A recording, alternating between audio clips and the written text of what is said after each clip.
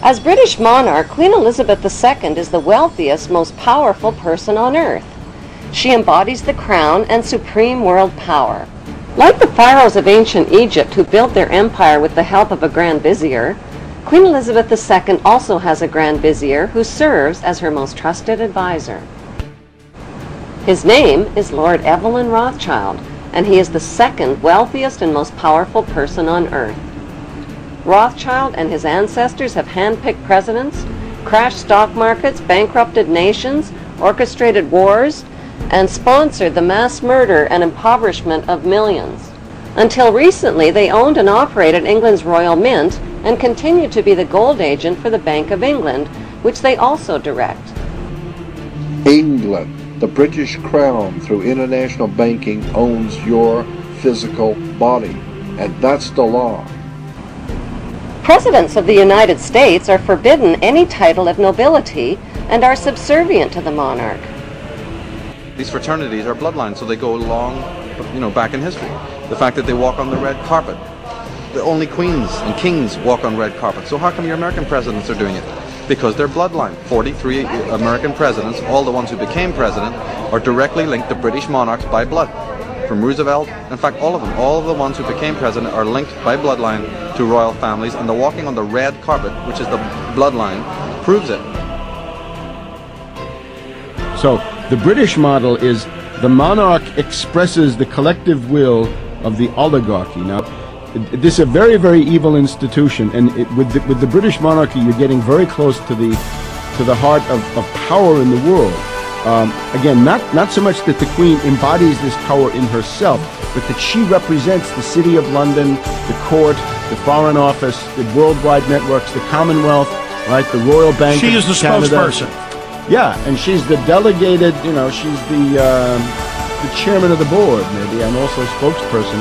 That's the same thing. Essentially is, the world is now operating under an imperialist system, which is actually part of the British Empire. Now, the British Empire is not the British Empire.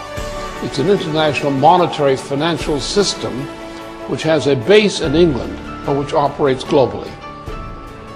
The US has no longer controlled its own dollar.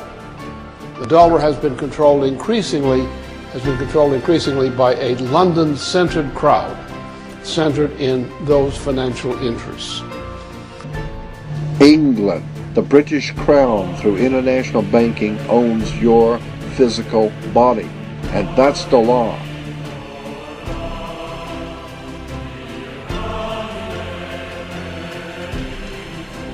As you probably know, the world economy is completely collapsed, to the point where even the world's greatest moron would recognize this. What you are probably deeply ignorant of is that in response to this, the City of London, which created the crash, is driving for world fascism. The world economic collapse of the 1920s and 30s was created by the international gambling houses of the British Empire. Prime ministers in Commonwealth nations like Canada and Australia are also subservient representatives of the British King or Queen. They are her spokesmen. The Governor-Generals of the Queen's Commonwealth nations represent and exercise the Queen's power on her behalf. What the general public doesn't realize is that their leaders are only representatives of the monarch and do not possess the power. They exercise the power. They do not reign, they rule. The monarch, on the other hand, reigns but does not rule, possesses the power but does not exercise it. By delegating her powers instead of exercising her powers, the Queen is left safely outside and above the conflicts and divisions of the political process. She is protected from becoming a target of political hostilities. Meanwhile, the general public is kept in the dark about the true powers that the Queen actually possesses, powers that she delegates but has not yet chosen to exercise.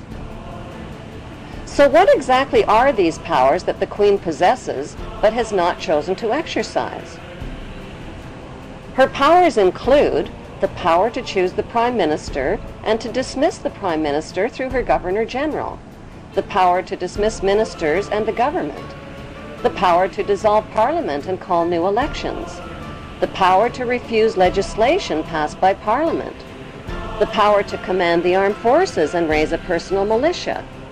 She has the power to read confidential government documents and intelligence reports, the power to declare a state of emergency and issue proclamations.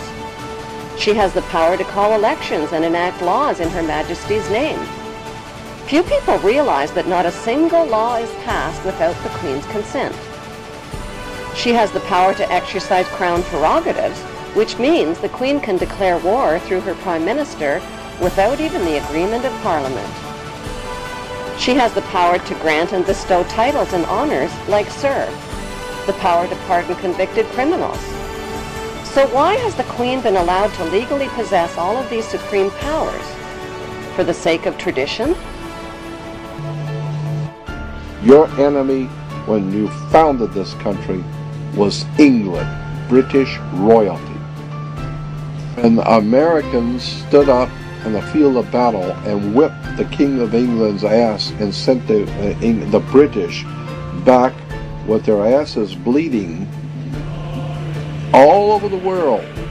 Wealthy people, potentates,